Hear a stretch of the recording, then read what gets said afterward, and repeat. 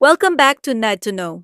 In the last episode, we explored the cornerstone of bread making, flour.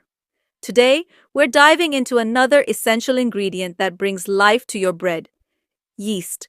Let's uncover the science and magic behind this tiny powerhouse. So, what exactly is yeast? Yeast is a single-celled microorganism from the fungus family. But don't let its size fool you.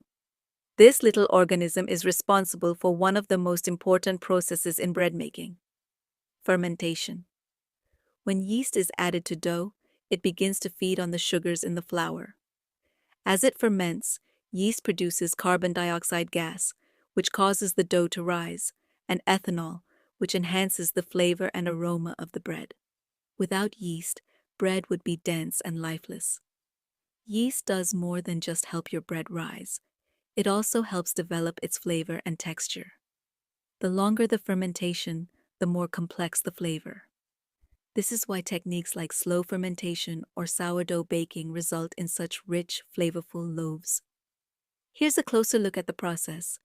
Yeast ferments sugars from several sources, like the wheat flour, any added sugars, or even the starches in the dough, transforming them into carbon dioxide and alcohol.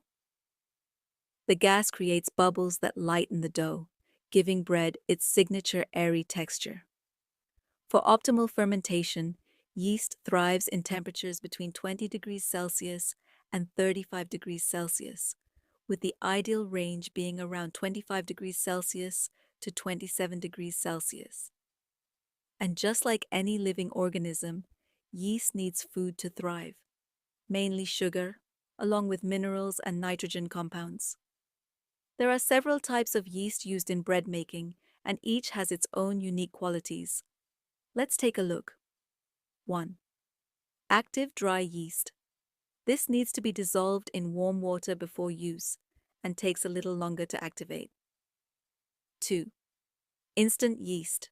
Also known as quick rise yeast, this can be added directly to your dry ingredients for faster results. 3. Fresh yeast. This comes in blocks and is often preferred by professional bakers for its consistent performance. You might also encounter compressed yeast, which is similar to fresh yeast but needs to be dissolved in water at around 25 degrees Celsius to 27 degrees Celsius for 5 to 10 minutes before use. It's important to remember that yeast dies at temperatures above 50 degrees Celsius, so always be careful when handling your dough. Yeast doesn't just help your dough rise, it also contributes to the structure and flavor of the bread.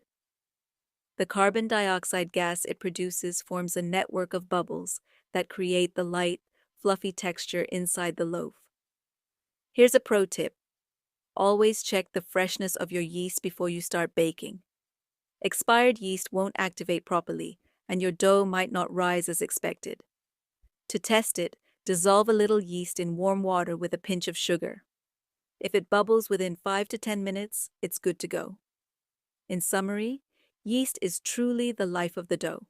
It's what turns a simple mixture of flour, water, and salt into a beautifully risen loaf, bursting with flavor and texture. Join me in the next episode as we explore another essential ingredient, water, and its role in the art of bread making. Don't forget to like, subscribe, and share your baking triumphs in the comments below. Thanks for watching Knead-to-know, where every dough has a story, and we're here to shape it together.